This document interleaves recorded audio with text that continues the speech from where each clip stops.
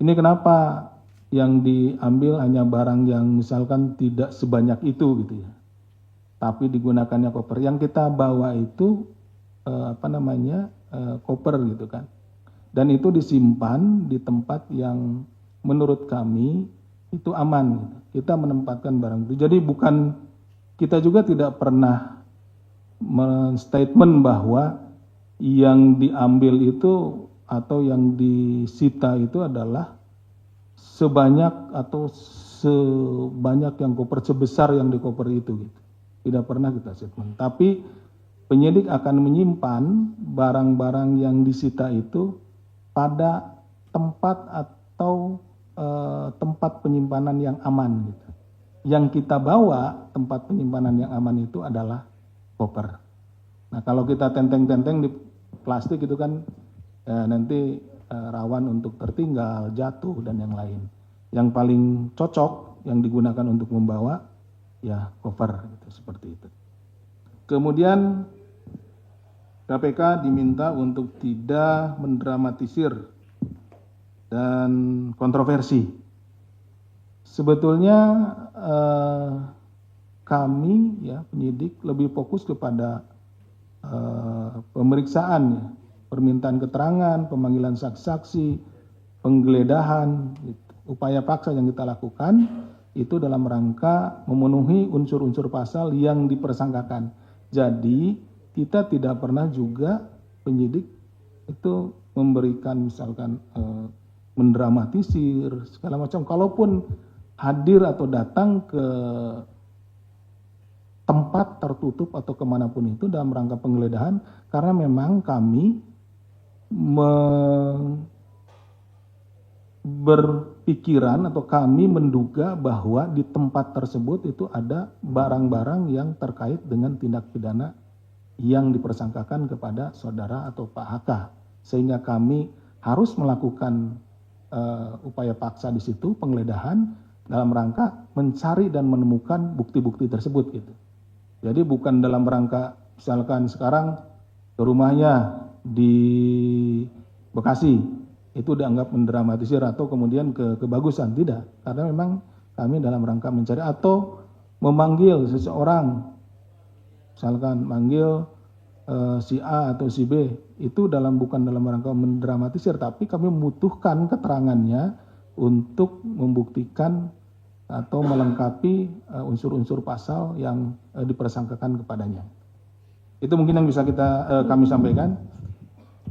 Silakan untuk bahwa dalam rangka melaksanakan tugas, penyidik khususnya penggeledahan ya, penyidik juga membawa perlengkapan mulai dari alat-alat dokumentasi, rompi, administrasi, dan itu juga disimpan di koper sehingga bila ada capturean atau pertanyaan kenapa harus bawa koper karena yang disita cuma sedikit, ya memang defaultnya barang-barang perlengkapan yang dibawa oleh penyidik itu harus disimpan dalam koper, demikian. Oke, kita lanjut untuk sesi BP. Fatah Syubi PKB, Amir Uskara itu P3, Eki Awal Muharrem PKS. Itu pertama, soal aliran dana. Apakah pihak-pihak anggota DPR ini bakal dipanggil ke depannya? Dan yang kedua, katanya ada upaya peredam penyelidikan.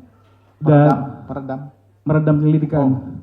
Ini saya dapat kabar bahwa Rajiv menghubungi Pak Ribut, Kapolda Jateng, dan akhir dari pertemuan itu Pak Ribut ngajak ketemu Pak Asep buat bahas masalah CSR BI ini agar penyelidikannya nggak sampai ke anggota DPR lain. Katanya ada pertemuan di Kebayoran. Itu benar atau tidak? Yang itu aja saya kembalikan.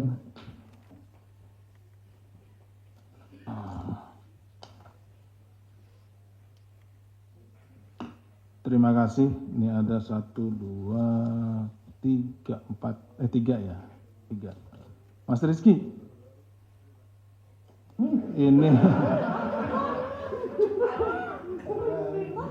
Ini beberapa perusahaan menerima uangnya terkait dengan PT Taspen. Bagaimana nasibnya? Tadi sudah saya sampaikan bahwa kita akan mendalami aliran daripada dana tersebut, kemana mengalirnya tentunya, dan kita sering saya sampaikan kita mengikuti metode follow the money dan tentu kita akan periksa dan paling tidak kita akan minta untuk dikembalikan uang yang hasil dari tindak pidana korupsi itu.